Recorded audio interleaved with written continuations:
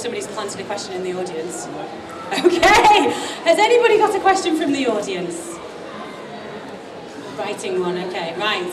What made you decide to come and talk to us today? If you don't mind me asking.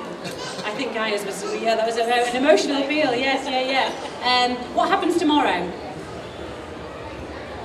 So yesterday we signed with a new manager and agent, and we had the insurance through, and even till the very last, and even till we've sent over the insurance quote, the freeholder, who I shall not just be named, it was essentially still going, you're making a terrible decision, you are probably going to end up in prison, and you're not thinking about the best for everyone. Yeah. So when I heard about the theme for this, I was like, yeah, I can definitely speak about that. And so, what is it going to look like?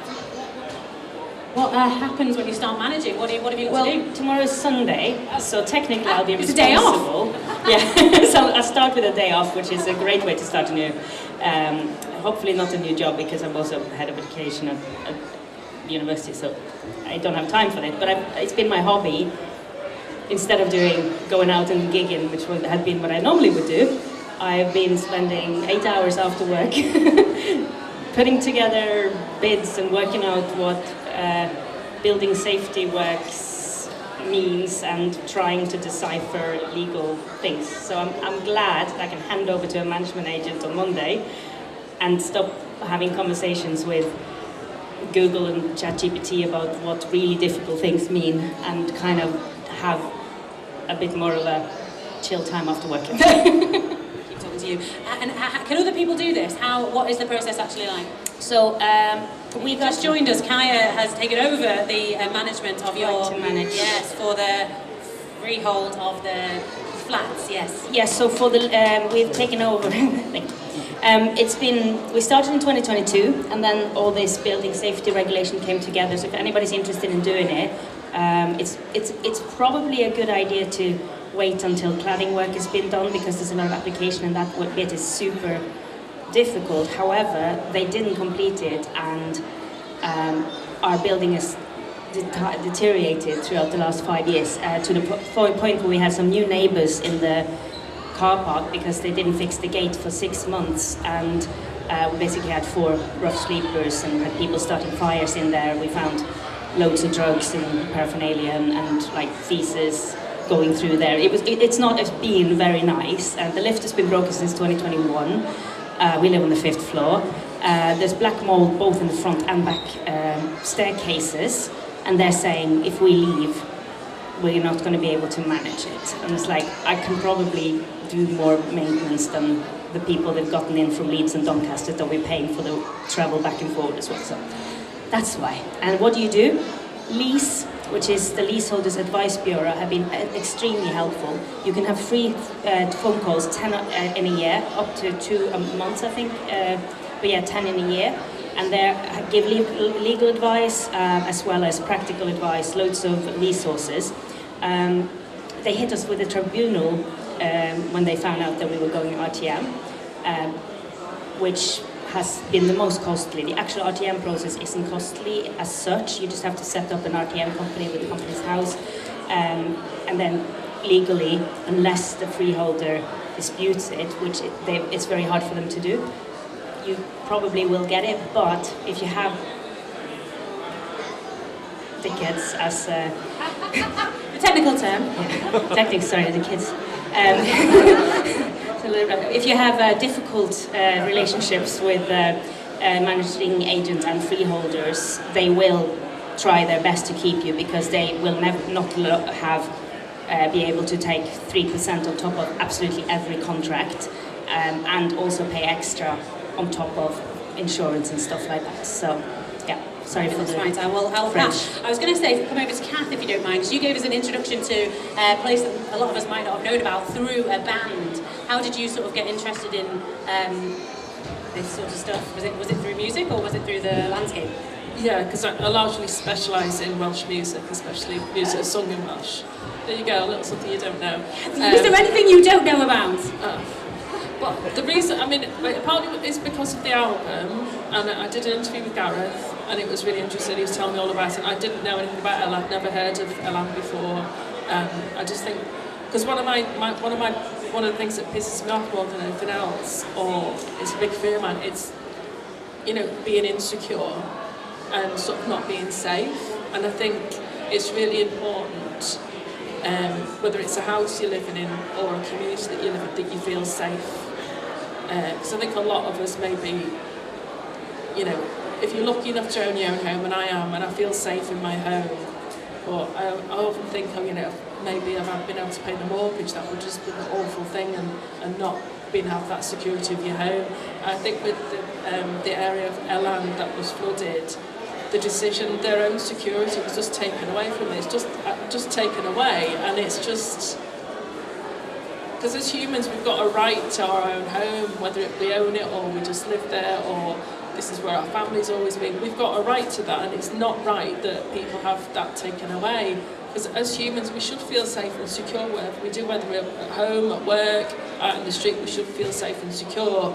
And with the whole issues around Elan, and it's just made me think about it quite a lot, about our rights, our human rights, to be safe wherever we are, and also have our histories respected and our futures respected as well. Because the only people that, as I said in my talk, the only people that can really talk about Elan in any great detail are descendants of people who were driven off the land, or historians. And it's just, you know, it's just not fair. So I think basically it's a human right issue I was talking about. And Eamon, if I come over to you, so if you weren't here earlier, Eamon told us about a lock in Ireland near where you're from that is being destroyed by a local landowner. Yeah, it's been destroyed by a whole network of relationships that sort of are very much resulting from a process of historic processes and ongoing processes of colonialism in Ireland and elsewhere that are all completely interlinked, but some are more serious than others. Are there local people doing stuff about this? There are. So there's some organisations over there doing stuff. There's like but it's very sort of, resistance is kind of disjointed, and I think tends to be very sort of surface level. I think, for example, there's demands, the organisations that have demands to like give it back, and then, as the Earl rightly pointed out, he said give it back to who? Because at the time there was no government sitting in Stormont. Giving it back to them when they don't have the resources to manage it would have been difficult. And they might not have wanted to take it. And then there's no like CLT or equivalent that's trying to that's attempting to sort of prize it from him. So there isn't really an entity that you could return it to in the current legal framework of things. I think the resistance is to what's going on is a little bit free-floating or lost, because they don't really know what to demand, and that's because the problems are so deep and interconnected with not just the way that the land is owned, but the way that we as people live on the land, and how that has changed over the last 800 years. Mostly as a result of colonial processes, that it's like too tight a ball to untangle. But my argument is that complexity exists, and you have to, like, you know, the sort of trendy parlance, I guess, is like hold that complexity and untangle it. But the one thing that you can't untangle, the one thing that's definitely going to stop you from untangling it, is an ownership system like we have at the minute, where it's owned by the same guy, the same family who've owned it for a couple of 100 years because they got it off their mates who got it through genocide, and that's not really fun. So anyway, The land registry, if people are fans of it or not, is the government have pledged this year that they are going to make it open.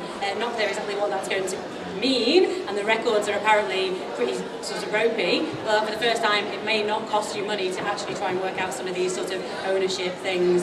What you do next is obviously the question. Terry, if I can come to you. Terry was shouting out for the Greenbelt. Yes. And compared to something like Milan or a particular location, the Greenbelt is sort of everywhere. Do you think that makes it a bit more sort of difficult to protect or difficult to sort of look after? I think it's more for us to have an awareness of our responsibility within that and how we can contribute to keeping the green belt. If once we know what we do and how we live our lives, then and the impact of that by not looking after it. Everyone knows about the ozone and the environmental and the emissions and things like that. So we can do our part by activism, whether it's online petitions, by just having this conversation. We put it in everyone's mindset. So do you have a question? Yes, we have a question. Yes. So good afternoon everyone, my name is John. I am a net zero housing professional. I'm massively in your corner for this one, Teddy, but it's one for you, right? So first and foremost, before I say it, disclaimer, 80% of the homes for 2050 that we need are already here, and the half of the homes that we need now, the 1.5 million, are actually empty. There's actually homes that are just out there and they exist and we're not doing anything right. And I say that's a disclaimer because I am in your corner. However, I'm going to challenge you because I like doing it. Go for it. Do you think the rush to build on green space is less about home demand in terms of the amount of homes and more about where people want to live given place regeneration? So it's less about just, we need more and more homes. It's the fact of, hang on, there's a brownfield site, no one wants to live there because it's dead, because no one likes that part of Liverpool anymore. So we want to live here because it's dead trendy over here. So it's more about demand rather than the amount of homes. And what do we do about it? So yeah, totally agree. When we're talking about the brownfield, we're saying, just for people who aren't here, we're talking about reclaiming disused properties and buildings. And you think about the cost to get the sort of positive mindset on that property, not alone just reclaiming it, is a big issue. So what they do is they create a premium location, lovely green pastures, destroy all of that, bring up the price, get loads of profit, and say the government's or the private ownership is in the landowners and the people who are building these houses. They say it's to make it more houses. Well, we've already got them.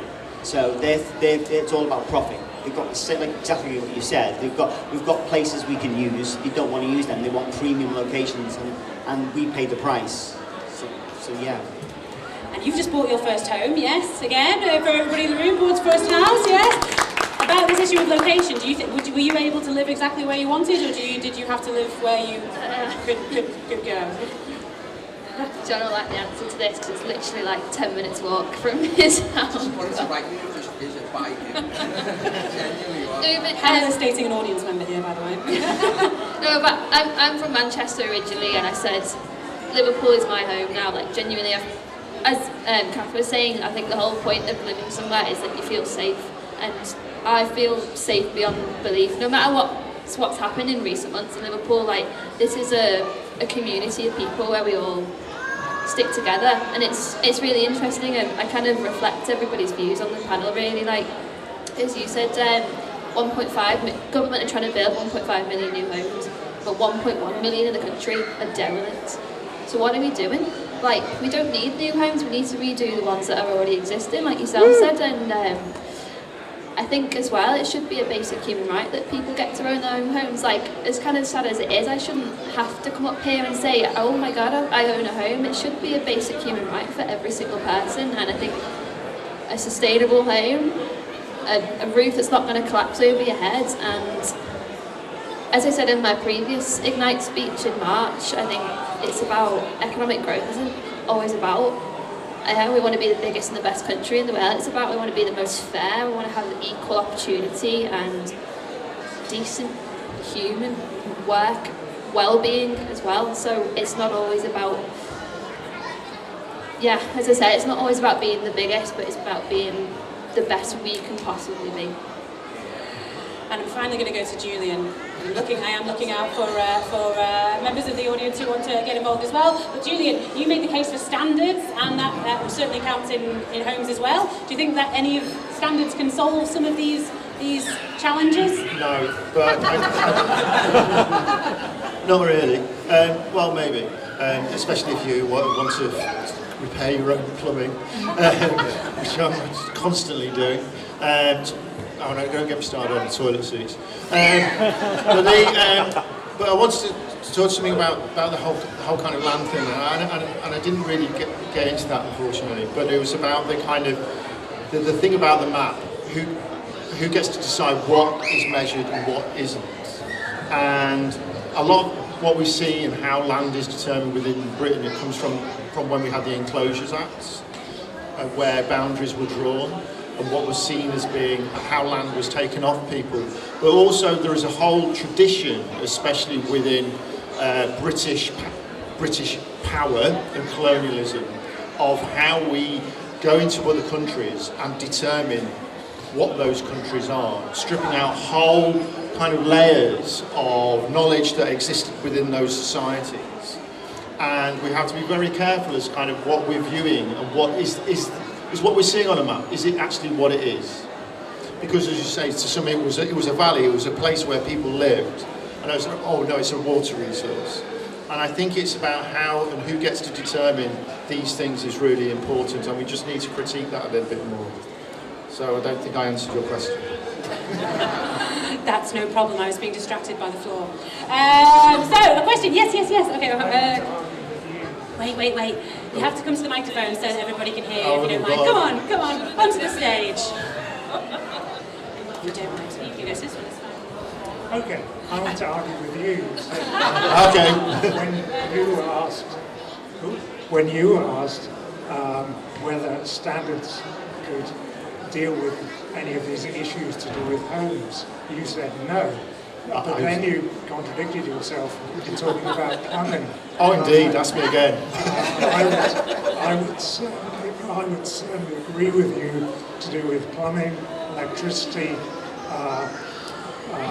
and something you mentioned in your talk, the internet. And I've tried some of these things myself and discovered that, yes, when you do it wrong, you do need standards. You do need standards. Anybody want to argue against standards? We've got another, if you don't mind coming up. It's all about bravery today. Put yourself out there.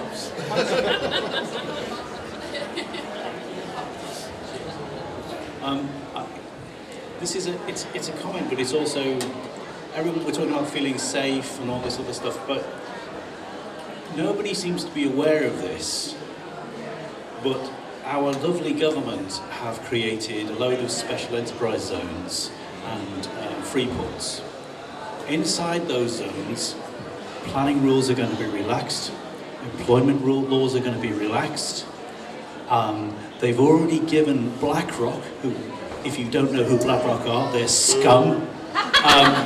They've already given millions of pounds to BlackRock to run services in these various zones. And there's been no discussion in the populace about this. Basically, BlackRock gave Keir Starmer 50 pence to keep the lights on, and in return, Keir Starmer's given away big chunks of England and Scotland and Wales to these criminals. And it bothers me. It's already happening in Norfolk. There's villages, they've just had notices through the door. By the way, we might just compulsorily purchase your house. Tough. And it could happen here. And also, recently, the guys in Garston had a victory where they managed to not have really dangerous stuff in the middle of Garston. I don't know if you read about it in the paper. Well, if all the rules have been relaxed, how are you going to fight that next time? So my comment is really, people of goodwill, we need to be aware of what they're doing. There's a guy I follow, he uses the handle European Powell, and he's put in a request for information saying, have you done any studies on the impact of these zones, and where is the documentation, blah, blah, blah. And he's just been stonewalled. They've denied him. They've said he cannot have this information. I suspect it's because it doesn't exist, because because they haven't done the research, because they've just given the country away. And this is what I find really weird. We're paying BlackRock to basically own and control our services and where we live. Why aren't they paying us? It doesn't make any sense. But anyway, just a comment. There's something we all need to be aware of. This is really serious. You could find your home just being bought for 50 pence by some criminal, and have no recourse because the rules are changed because you live in an SEZ. And the SEZ for this area is huge. It's 45 kilometres. It goes all the way out to Salford. It's massive. Oh my God. Okay. Well, that's exactly. We need people like you and people of goodwill to share that sort of information. Come on up. Marcus. What I was just thinking is the idea of land and how it's being distributed, and you were saying about the relaxed rules. It is right about how it is affecting and giving less control over our city as a citizen, and it's more giving power to big, massive corporations. As you said, doing UK funding, taking UK funding. Like, if you have a child who has a neuro disability, you'll be given resources so you can deal with that, your child can deal with that, and them services are actually being dealt with in a separate company, and the more say of them denying your claims to needing it is actually them profiting from the UK citizens' tax. So evidentially you don't really get, the tax doesn't really go to the government, it's more separate corporations dealing with it. So yeah, excellent. Thank you, Marcus. Thank you. Anybody want any more for any more? Yes, oh, excellent. I would do my Davina McCall, but I can't run, I've got a lead.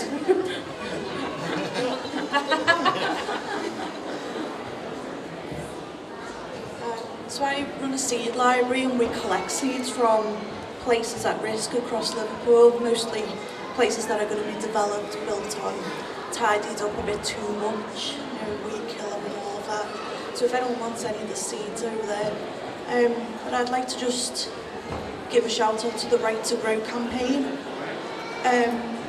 I've run the seed library for about 4 years now, and I still can't get any access to land to grow anything on. It just seems impossible to find any spaces, yet when you walk around the city you can see little derelict plots or tiny little corners that are a bit scruffy. The Right to Grow is kind of the right for people to take over a local plot that's being disused and then turn it into whatever the local community wants. In my case, somewhere to bulk up the seeds for our seed library. So yeah, like, it's incredibly hard to get access to land even when you've got local councillors on your side. Like, we've got local councillors, we've got the universities on our side, and we still can't get anywhere because the allotments are oversubscribed so much that the wait lists have closed as well. So every single allotment site in Liverpool is way oversubscribed. So yeah, we're Right to Grow. Thank you, Jay. Yes. So absolutely, do not forget to take your seeds, kindly donated by Jay for today's event. We actually do all have a right to an allotment. It's an early 1900s law. And yet, who's got an allotment? So, anybody else want to say anything, any responses? So I've got a question. You understand the rule. It was a question, so you were talking about standards, Julian, and somebody today, don't ask me who, had a picture of Grenfell on screen, maybe you can, and you kind of go in, okay, so there were standards for the PVC cladding that was out on the outside of the building. So sometimes there are standards, sometimes these things don't actually reach the standards, or it's not actually worth the paper it's written on. Tell us more. I think you're going to answer this better than me. But they lied, didn't they? They were found guilty of misrepresentation. So there were standards, but what does it mean if nobody adheres to them?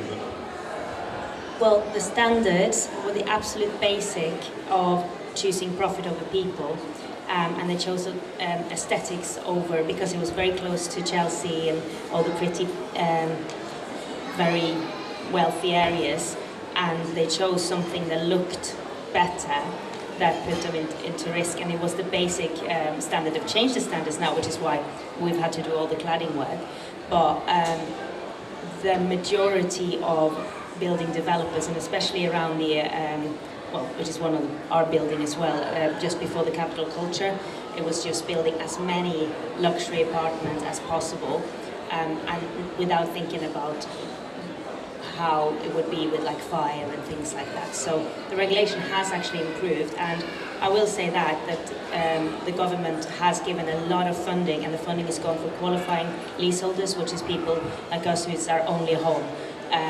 The people who have several homes and who are landlords who rent out to, well, let's just say we've had some people that aren't as fun as neighbours in our building as well, with landlords that live very far away, not in the UK, and have bought for, you know, and there should be a bit more regulation on that side of things as well, because, you know, like I couldn't buy until I was 39, and I was an absolute kind of 80% mortgage, and if my mom hadn't been able to help as a freelance musician, it would have been absolutely impossible.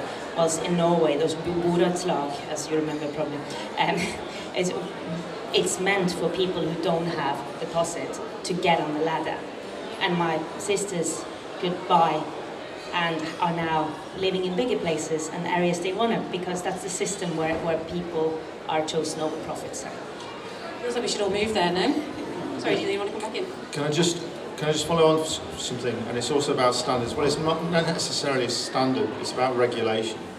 So things like Section 106, which I think is the most flaunted of regulations that you find within property development. Can you tell us a bit more about it? Well, it's so that when property is developed, I'm not a legal expert, and I'm sure there may be other people who are probably in the audience, but I think the understanding is a proportion of it has to go into supporting neighbouring infrastructure, arts. And what we've had in Manchester is just kind of that big written roughshod over. And that's why you've seen a lot of these glass towers where it's kind of, well, where is the public amenities, where's the public space? And I think this is a danger with kind of that kind of property investment-led development that you get within cities, which is so attractive to cities at the moment. And I think that's another kind of standard kind of regulation that's treated very weakly. Yes, one more. Pardon? Come on up. My question quickly, mainly for you, Kaya, is where is it going? So I don't know all the facts, but I know Labour promised to overhaul the leasehold system. I come from Ireland. I was just so puzzled when I moved here to even hear about this. And then just, as far as I know, there was an aristocracy who owned everything, and then there was a middle class that grew. But since COVID, that middle class ownership of property is shrinking, and I don't know the figures, but apparently it's really largely going back to that 1%, 10% now. Oligarchs and aristocrats. Yeah. So, and then the house prices. But my question is really, is there any hope for that changing? Because I don't keep tabs on it, so I want to know. It is, and it's funny when Michael Gove is one of the kind of people on the right side. Yeah. He's been quite a, when a system is so bad that even like the Tories get involved in saying that it's probably not right, but there is things happening, and we found out through this process that the freehold was bought for 180 grand. That is not much more than, you know, it's like 40 grand more than our flat. It's crazy that they've been earning millions every year from something that costs 180. So, yeah, what is the next step? Well, they're going to make it easier for leaseholders to buy freehold. It's not going to be soon because we have to raise money, but maybe there even will become some public money for to be able to do that, so that there will be more, because they don't take care of the buildings because it's just investments to them. They don't have, so communities only happening if you get people who care, and you can't pay people to care. Just linking to going back to my topic, the green belt. One of the ways we can reclaim it, it links to the houses. If you look at like the Lake District, where a lot of people who live in the local areas can't afford to live there because people buy these to rent, so they're not fully occupied, and it's a holiday home, which sounds great, but if these were rented by local people, there are less houses needed because the local people can't. So affordable houses is what's needed, not necessarily these premium locations, you know, these brownfield sites, and allowing locals to live where they are would deal with a percentage of the houses there. So that's one of the things I want to say.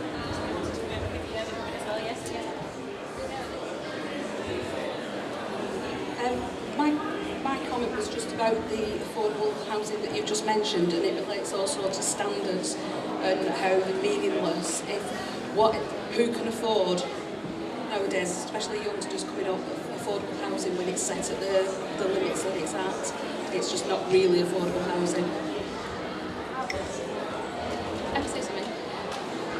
Feel free to challenge me on this, but recently I believe 100% mortgages are back. And the gent's gone who talked about BlackRock, because I'm sure during the financial crisis that's definitely not a good idea. However, I think especially with the derelict homes that we've got, what we could say is we'll give you a 100% mortgage and we'll give you a grant on the basis that, because also there's a skill shortage in this country in terms of people, just lack of resource to actually renovate these new homes. So I'd say to them, you can have a 100% mortgage and we'll give you some sort of relief or something like that to say you can do this home up yourself. And then that way we're also keeping the green belt at the same time. So happy to take a challenge on that if people disagree. No, just to add to that, there also was something in, I think it was Toxteth Way, which links itself to what you were saying, where they had houses that were derelict and they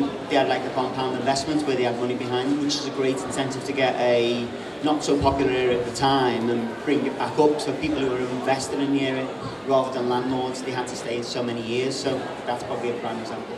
But anyone else's questions? Okay, so there's clearly appetite. Oh my God, we've got more, Joe, come on. No, I've got too much to say.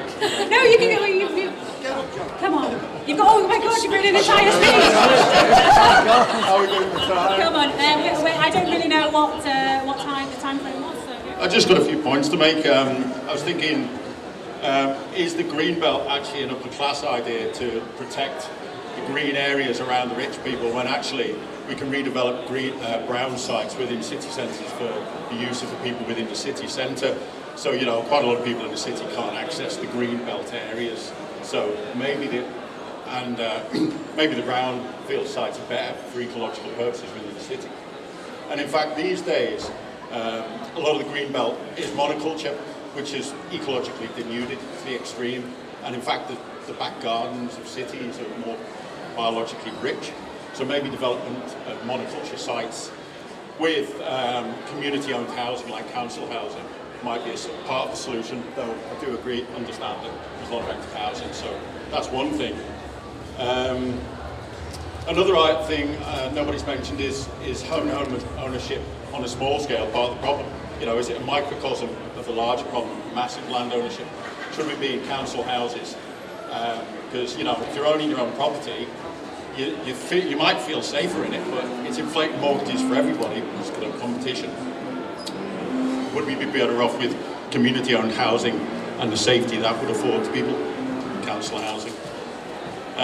Is there anything else? I think I might leave it at that. I think about the reservoir thing. I was wondering what the gist of your argument was. Was it about it's more rather than the actual flooding of the land? It's more a defence of community involvement with decision making, I think, wasn't it?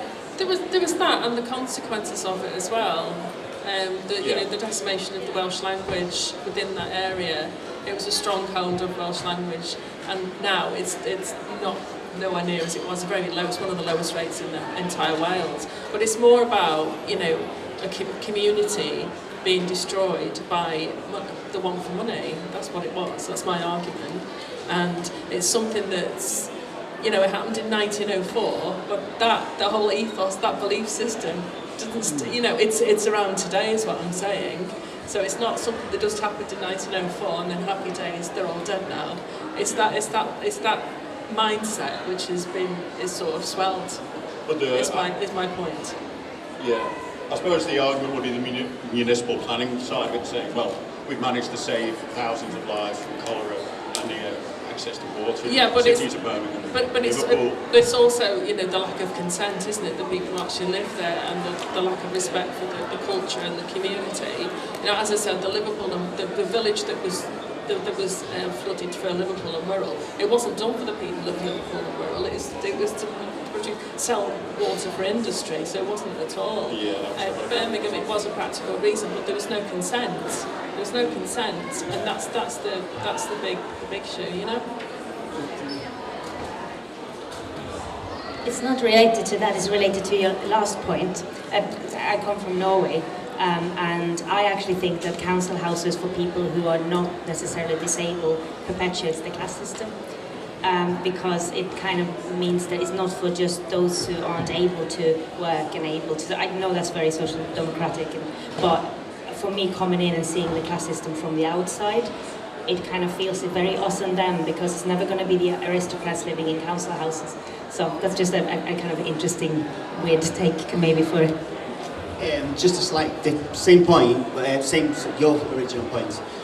My understanding is the reason with the council house or social housing, it's not that it shouldn't exist. Yes, if you had more social housing, the prices would drop. I think that if you look back in history, it was down to the fact that the government sold off those houses for private ownership, which is great, but they used that money, they didn't reinvest it. So the history is down to the fact that they took this money, instead of taking that and now reinvested it in housing, that's down to the government, not to the local authorities, from what I understood. And to your other point before, you mentioned about, no? Government. Yeah, as I'm saying, it's down to the government on the local. Not like Liverpool, it was the government, not, it was incentivised. And going back to you saying about the land and about mostly, yeah, that's the biggest issue about the green belts, is that most land now is privately owned. It's going to be the point that there's no space that corporations don't own. And so that's my biggest issue, is free access as well. So, yeah, I appreciate your response. So I think we haven't had a mention of a progressive land tax, have we? But anyway, nothing of that. We did, so I'm going to...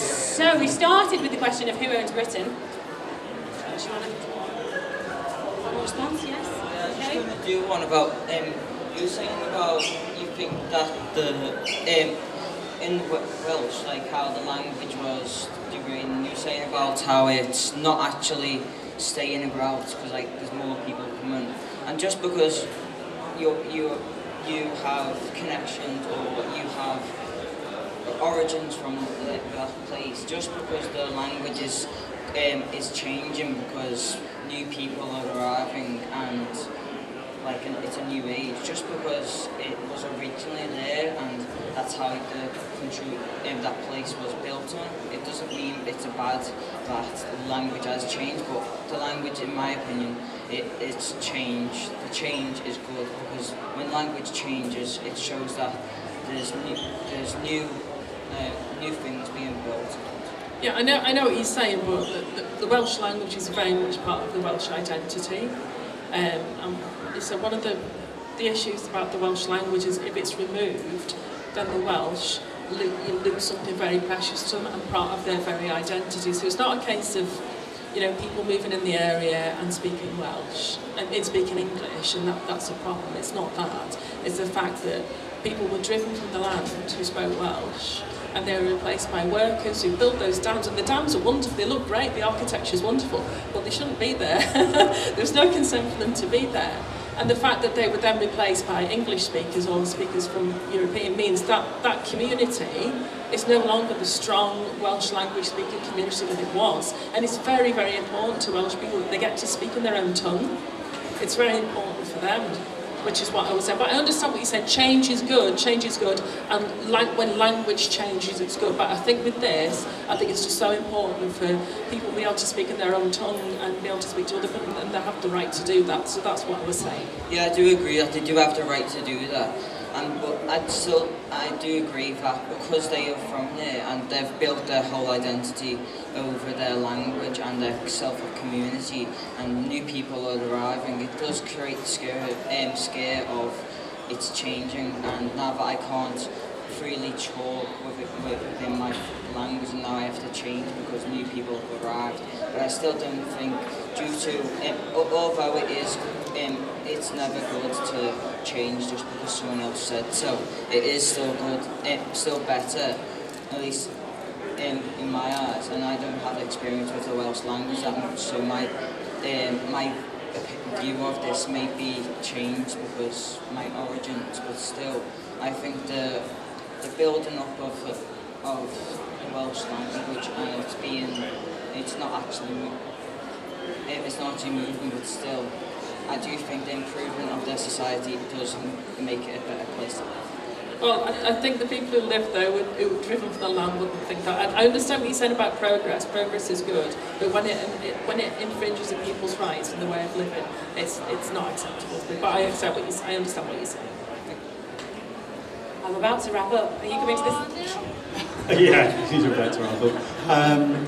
I will take the microphone again after finished. But I just wanted to say about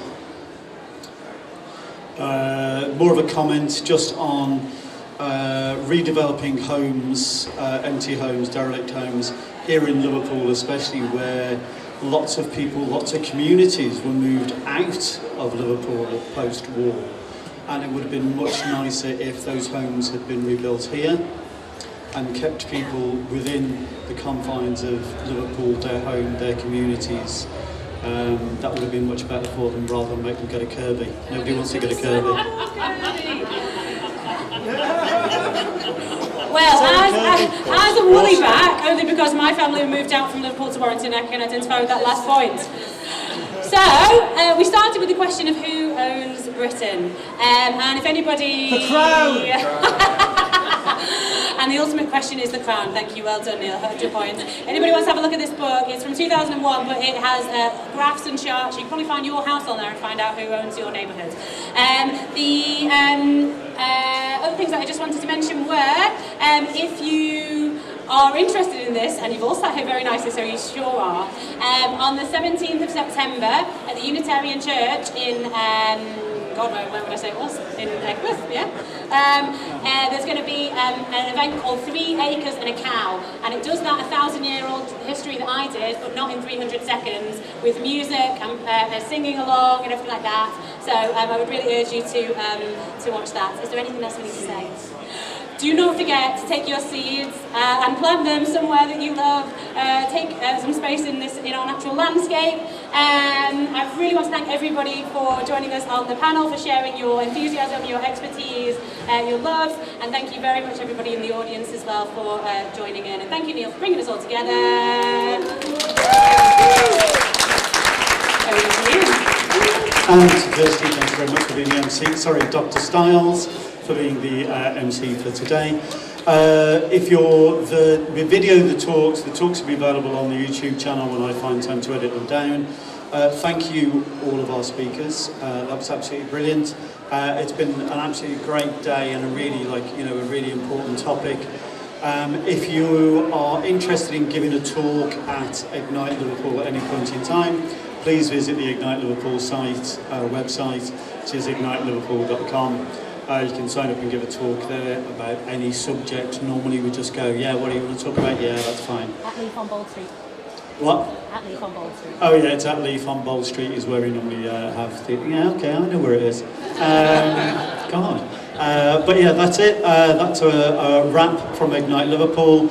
The next, if you want to hang around a little bit, maybe get a coffee, we're expecting Julian's crowd. The free rangers who were here at 11ish and who went off exploring the city in their own inimitable style, just to go and do something different. They're going to be back at some point at 3 o'clock, and they're going to be feeding back what they've found out on their adventures around the city. But thank you to Dan also, round of applause to Dan. And you all for coming along, and thank you, Makefest. Thank you.